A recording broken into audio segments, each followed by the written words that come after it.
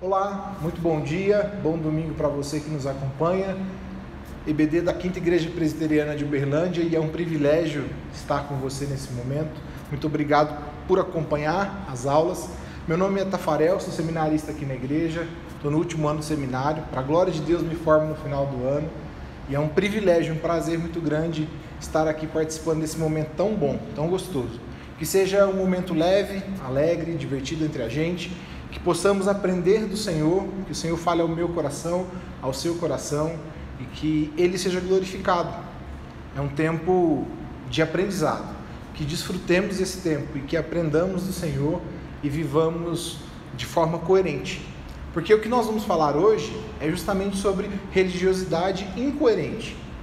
Certa vez disse um sábio que ele se contentava com a coerência, ele não exigia perfeição de ninguém. Eu não exijo perfeição, me contento com a coerência.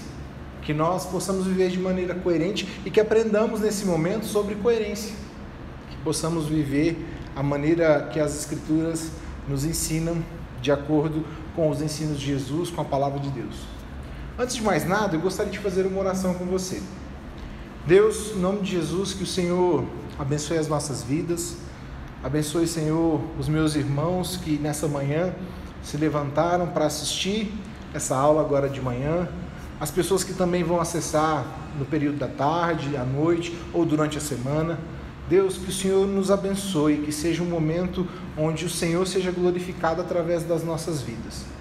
Deus, abençoe a vida de cada um dos meus irmãos, abençoe as nossas famílias, as nossas casas. Deus, que possamos viver de maneira coerente para a Tua glória. Nos abençoe, derrame sobre nós graça, sabedoria e discernimento. É a nossa oração em nome de Jesus. Amém.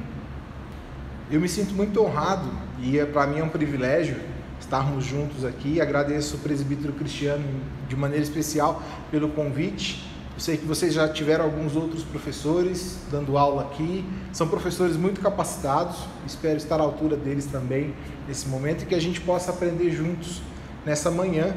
E falando sobre religiosidade incoerente, eu vou ler o texto aqui de Eclesiastes, capítulo 5, verso de 1 a 7, que diz assim: quando você for ao santuário de Deus, seja reverente.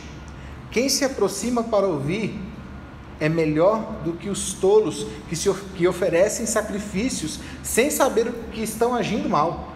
Não seja precipitado de lábios, nem apressado de coração, para fazer promessas diante de Deus. Deus está nos céus e você está na terra, por isso fale pouco. Das muitas ocupações brotam sonhos, do muito falar nascem a prosa vã do tolo. Quando você fizer um voto, cumpra-o sem demora, pois os tolos desagradam a Deus. Cumpra o seu voto. É melhor não fazer voto do que fazer e não cumprir. Não permita que a sua boca o faça pecar, e não diga ao mensageiro de Deus: o meu voto foi um engano. Por que irritar a Deus com o que você diz e deixá-lo destruir o que você realizou? Não permita que a sua boca o faça pecar. Em meio a tantos sonhos absurdos e conversas inúteis, tenha temor de Deus. Nós olhamos para esse texto e vemos grandes ensinamentos. Nós vivemos numa sociedade cada vez mais distorcida da verdade do Evangelho, a parte do Evangelho. Nós vivemos numa era onde tudo é para ontem.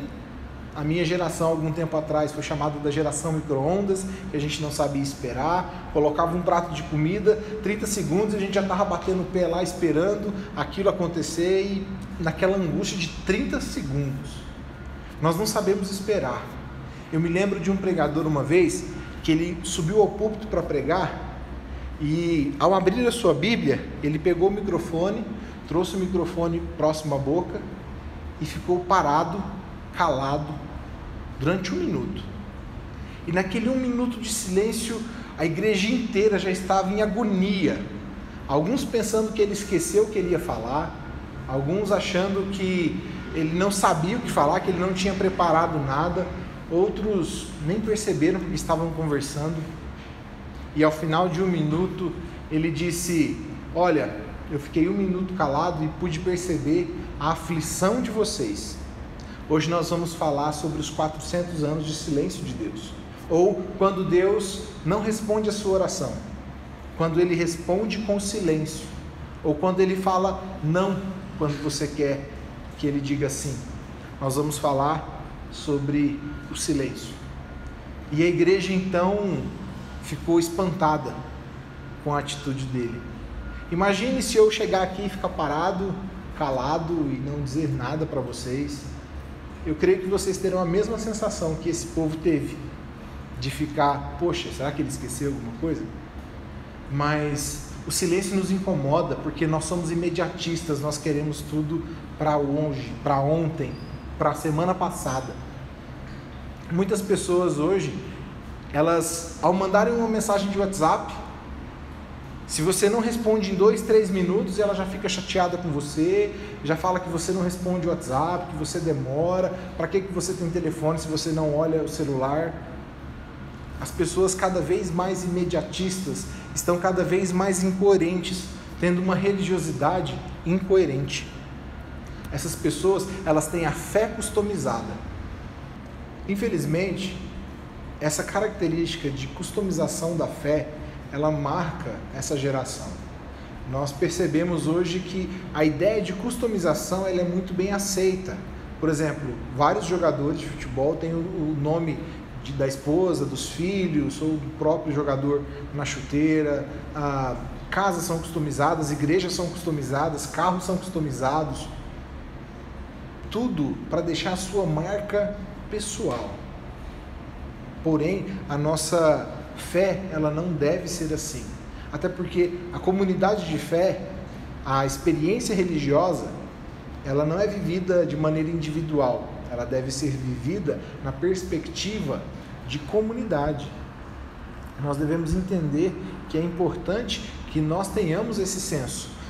David Brooks, ele disse certa vez, fazer parte de uma comunidade toma tempo e envolve restrições. No entanto, assumir a própria identidade não. A ênfase da nossa cultura e vida caminhou do foco na comunidade para o foco na identidade. É importante nós cuidarmos da nossa identidade, de sabermos quem somos, porém o foco deve ser sempre a vida comunitária na nossa experiência religiosa. A nossa experiência religiosa, ela aponta para um Deus que criou uma nação, não um Deus que criou indivíduos e foi aglomerando esse povo. Não, Deus criou um povo para ele. Deus estabeleceu uma nação como sua. E nós somos a nação eleita por Deus. Então, a nossa experiência religiosa, ela deve ser vista a partir da ótica da comunidade. Mas nós customizamos tudo hoje. A nossa fé é customizada. Servimos a um Deus do nosso jeito. A comunhão é customizada. O prazer é customizado. Os relacionamentos são customizados. A comunidade é customizada. Eu quero a igreja do meu jeito. Se ela faz algo que eu não gosto, ela deve parar de fazer aquilo. Se ela não faz algo que eu gostaria que ela fizesse, ela deve começar imediatamente. E nós customizamos tudo ao nosso redor. E nós fomos chamados para ser imagem e semelhança de Cristo. Por isso, quando nós olhamos para esse texto, o que nos chama a atenção logo de cara é que nós devemos ser reverentes diante de Deus. Nós não podemos entrar na presença de Deus de maneira qualquer. Nós devemos entender que Ele é Deus e nós somos os servos, não o contrário. Ele não está na posição dele e nós na nossa para que Ele nos sirva. Essas posições estão estabelecidas para que nós o adoremos. A perspectiva é oposta, é contrária. Então, quando nós olhamos para esse texto e vemos que nós devemos tratar Deus, se relacionar com Deus de maneira reverente, eu me lembro de uma vez um texto que o Leandro Carnal ele escreveu, chama Antikenosis. Kenosis é uma palavra em grega que aparece em Filipenses capítulo 2, verso 7, que diz assim: mas esvaziou-se a si mesmo, vindo a ser servo, tornando-se semelhante aos homens. Kenosis é essa palavra, esvaziou-se. E infelizmente, a gente, como diria o Leandro Carnal, nós cada vez mais nos tornamos anti-kenosis. O texto dele diz assim: se eu quero prosperidade, Deus também quer. Se eu quero que o meu candidato vença, Deus está ao meu lado. Se eu quero que os meus inimigos pereçam, Deus abençoa. Deus sempre quer o mesmo que eu quero. Deus nunca me contraria, nunca pensa diferente de mim, nunca realiza o terceiro dos 7 pedidos encontrados no Pai Nosso: seja feita a vossa vontade, assim na terra como no céu. Essa categoria de Deus merecia o título de amigo imaginário. Ou seja, ao invés de eu pensar no radicalmente outro, no radicalmente oposto a tudo que existe, eu vou pensar no radicalmente eu, a anti-kenosis. Em Filipenses, Jesus se esvaziou. Na nossa sociedade, na nossa geração, pensando nas pessoas que estão me ouvindo, nos jovens, nós vivemos um ego, a transformação do ego cada vez mais inchado, cada vez mais inflado. Jesus se esvazia.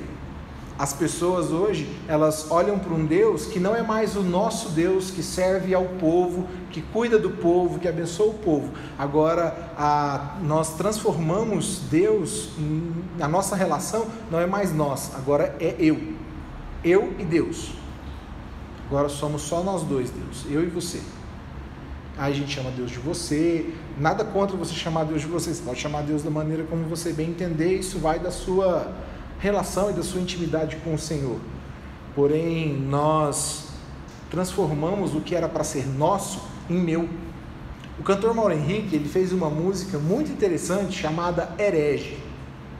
Ao terminar esse vídeo, você põe aí Mauro Henrique Herege e ouça essa música, é muito interessante. E ela tem um pedaço que diz assim: outro Deus eu criei, tão cruel, a imagem do meu eu. Quando nós não nos relacionamos com Deus de maneira reverente, nós criamos um outro Deus para nós adorarmos. E esse Deus se chama ego. Nós passamos a adorar a nós mesmos. Porque se a comunidade tem que servir a mim, ela tem que ser do meu jeito. Se Deus tem que fazer tudo o que eu quero, se as pessoas têm que me servir, se o prazer tem que ser só meu, ele tem que ser só meu, isso não é Deus. Você está servindo e adorando a você mesmo. Então, a nossa religiosidade passa a ser incoerente porque nós não estamos adorando a Deus e sim a nós mesmos. E isso é totalmente oposto ao que a Escritura nos ensina. Infelizmente, as pessoas, elas se perdem entre a legalidade e o liberalismo. Nós não devemos ser rígidos ao ponto de sermos legalistas, porém não frouxos ao ponto de sermos liberais. Equilíbrio. Eu acho que essa palavra equilíbrio deveria ser a palavra do século XXI. As pessoas cada vez mais desequilibradas, cada vez mais polarizadas. E nós precisamos equilíbrio. E viver de maneira equilibrada nos aponta para o segundo ensinamento desse texto, que é que nós devemos estar atentos e ouvir a voz de Deus. Graham Manning, um autor de 2 livros muito conhecidos, que é O Impostor que Vive em Mim e O Evangelho Maltrapilho, ele disse certa vez: paradoxalmente, o que interfere na relação entre Deus e o ser humano são a moralidade obstinada e a falsa piedade. Não são prostitutos e cobradores de impostos as pessoas que encontram maior dificuldade em se arrepender. São os religiosos que julgam não ter motivos para se arrependerem. Jesus vem não para o super espiritual, mas para o vacilante e o enfraquecido, que sabe que não tem nada a oferecer e que não é orgulhoso demais para aceitar a esmola da graça admirável. Nós, quando ouvimos a voz de Deus, nós deixamos de ser orgulhosos e aceitamos essa graça que o Senhor nos dá. Por isso, nós devemos tratar Deus com reverência. Eu tenho um filho e ele não me pede as coisas de qualquer jeito. Até porque eu sou pai e ele é filho, ele entende a posição que nós temos um para com o outro. Assim nós devemos também entender qual é a nossa relação com Deus. E ouvir a voz de Deus reflete a nossa intimidade com o Senhor. Quanto mais próximos nós formos de Deus, mais íntimos e próximos do Senhor nós seremos e obedeceremos a essa voz. Não sede só ouvintes, mas praticantes da vontade de Deus, da palavra do Senhor. Nós precisamos ouvir a voz do Senhor, nos aproximarmos dessa voz e viver para a glória do Senhor. Jovens, infelizmente, têm um pequeno hábito muito ruim, que é o hábito de vir e assistirem o culto. Jovens vão à igreja para assistirem o culto. Pelo menos essa é a expressão que se usa. Porém, essa expressão está muito distante do que a palavra de Deus requer de nós. A gente não vai para assistir o culto como vamos para assistir uma peça de teatro, que sentamos na plateia e admiramos o espetáculo. Nós somos, na nossa vida de fé, na nossa comunidade de fé, nós somos os atores que estão no palco. Por isso a gente não vai assistir culto, a gente vai prestar culto a Deus. Por isso nós devemos deixar toda essa religiosidade incoerente que a gente criou ao nosso redor e olharmos para as Escrituras.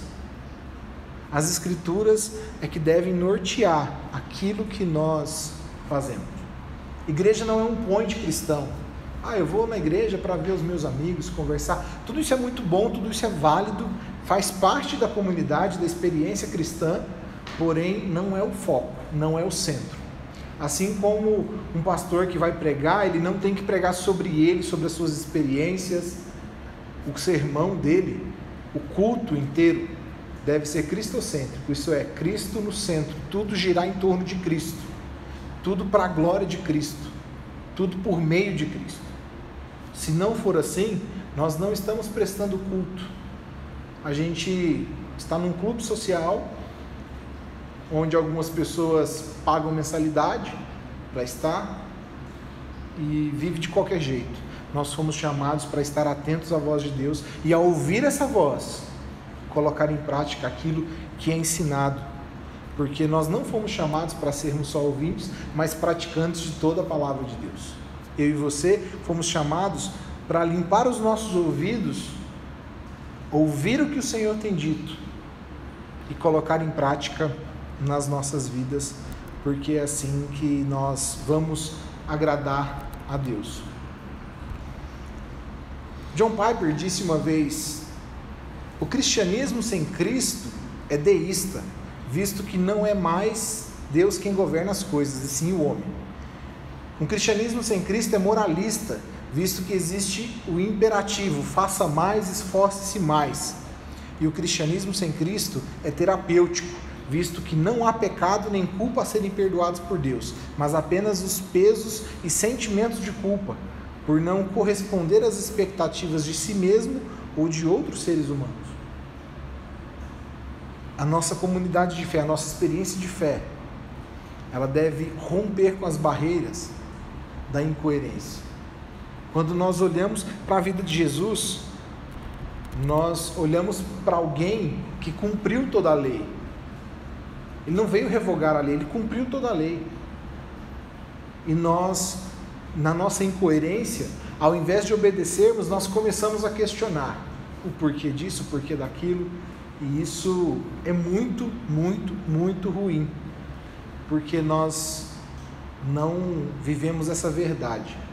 Então nós devemos ter reverência diante de Deus, nós devemos estar atentos para ouvir a voz do Senhor. E o terceiro ponto é que nós devemos prestar atenção naquilo que nós falamos. O autor de Eclesiastes está dizendo: tome cuidado com o que você vai falar, não faça voto de tolo, se você prometeu, você cumpra. Quantos jovens, quando eu falo quantos jovens, eu estou imaginando a mim mesmo, há 15 anos atrás, com meus 17 anos, eu fico imaginando eu, entre 15 e 20 anos, quando eu pecava, ou quando eu fazia alguma coisa que não agradava a Deus, eu chegava diante de Deus e falava: Senhor, me perdoa, eu vou mudar. E no outro mês, ou outro dia, na outra semana, eu fazia tudo de novo, tudo errado de novo. E voltava para Deus: Deus, me perdoa de novo, porque eu fiz errado de novo. Quando nós nos comprometemos e entendemos que nós devemos pensar naquilo que nós falamos com Deus, a nossa religiosidade, ela passa da incoerência para a coerência. Nós vamos viver de maneira coerente com as Escrituras. Nós não vamos mais viver de qualquer jeito, porque nós não fomos chamados para isso. Agostinho de Hipona, grande teólogo, considerado o maior teólogo depois de Paulo, ele disse certa vez: fizeste-nos, Senhor, para ti, e o nosso coração anda inquieto, enquanto não descansar em ti. Nós vamos andar inquietos enquanto não colocarmos a nossa vida diante do Senhor. Nós precisamos entender que a gente deve prestar culto ao Senhor com reverência, ouvir aquilo que Ele está dizendo e colocar em prática essas coisas e pensar naquilo que nós vamos falar. O coração do homem faz planos, mas a resposta vem do Senhor. Nós devemos guardar o nosso coração, porque dele procede todas as fontes da vida. A Bíblia fala muito sobre coração. E um coração inquieto, quando ele não descansa no Senhor, ele murmura, ele deixa de acreditar, ele fala coisas tolas, coisas vãs, coisas que não agradam ao Senhor. Então, que eu e você possamos olhar para o Senhor e ver nele o nosso Senhor, a nossa salvação, aquilo que nós precisamos. Tudo está nele. Cantamos que nós queremos ser parecidos com Jesus, mas somos incoerentes. Que a nossa religiosidade, que ela seja transformada, redimida pelo Senhor. Que o nosso coração deixe de estar inquieto. Que nós pensemos antes de falar. Que a nossa oração seja sincera. Eu me lembro quando a Madre Teresa foi questionada o que ela falava quando ela orava, e ela disse: eu não falo nada, eu só escuto. Então o repórter perguntou: mas se você não fala nada, se você só escuta, o que Deus fala com você? Ela disse: Ele também não fala nada, Ele também só escuta. Ao ponto que ela respondeu novamente: oração não são palavras que Deus ouve, mas um coração que Deus vê. Que o nosso coração seja sincero diante de Deus, que sejamos coerentes com a palavra do Senhor, que ao fazermos as nossas atividades, seja ela familiar, eclesiástica ou qualquer outra coisa, que as nossas atitudes sejam coerentes com o nosso discurso, e que o nosso discurso seja a palavra de Deus, que nós não apartemos do nosso coração a palavra de Deus, e que nós possamos viver por esta palavra, que eu e você possamos olhar para essa palavra, termos alegria em vivê-la, porque ela é a fonte da nossa vida. É por ela que nós devemos lutar para sermos coerentes. Viva as Escrituras, viva a palavra de Deus, que o Espírito Santo que habita em nós estabeleça a verdade da vida eterna de Deus em nós, que a gente possa andar segundo a vontade do Mestre, porque aí sim nós nos tornaremos cada vez mais parecidos com Deus. Que o Senhor nos ajude a vivermos dessa maneira, que eu e você sejamos coerentes e que a gente possa olhar para Ele e viver de maneira que o agrada. Vamos orar? Deus, em nome de Jesus, que o Senhor abençoe a vida dos meus irmãos, abençoe minha vida. Pai, que possamos entender que uma vida coerente é algo muito difícil, porém algo necessário. Nós precisamos nos esforçar para isso. Então, que o Teu Espírito Santo, que é que opera em nós toda transformação, porque do Senhor vem o querer e o realizar. Então, que o Teu Espírito Santo transforme as nossas vidas, que sejamos, ó Deus, testemunhas para outras pessoas, que elas ao olharem para nós vejam o Senhor. Que o Senhor seja glorificado, Deus. através das nossas atitudes, porque nós queremos, ó Deus, sermos mais parecidos contigo, nós queremos deixar a incoerência de lado e viver tudo aquilo que o Senhor tem para nós, os ensinamentos da Tua Palavra, a ação do Teu Espírito em nós. Nós não queremos viver uma graça barata, mas queremos viver a maravilhosa graça que entregou por nós todo o amor de Cristo, porque o Senhor é a graça, o Senhor é o dono da graça, o Senhor agiu com graça. Por isso nós Te louvamos e bendizemos o Teu nome nessa manhã, em nome de Jesus. Deus o abençoe.